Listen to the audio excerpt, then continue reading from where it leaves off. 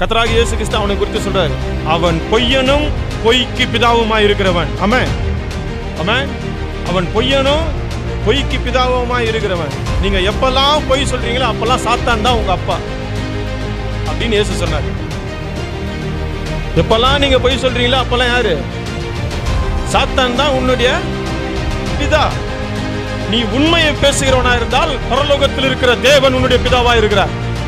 நீ பொய்யை பேசும் போதெல்லாம் உன்னுடைய பிதா யாருன்னா சாத்தான் தான்.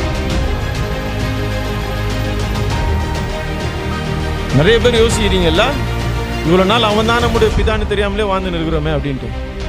ஏன்னா வாயை திறந்தாலே பொய், எல்லாவற்றுக்கும் பொய். நீங்க பொய் பேசும் போதெல்லாம் நீங்க நினைச்சுக்கங்க சாத்தான் உங்களுடைய பிதா. கர்த்தராகிய இயேசு கிறிஸ்து பேசினார், அவன் பொய்யனும் பொய்க்கு பிதா. அப்ப நீ சொல்ற பொய்க்கெல்லாம் அவன் யாரு? அவன் தான் பிதா.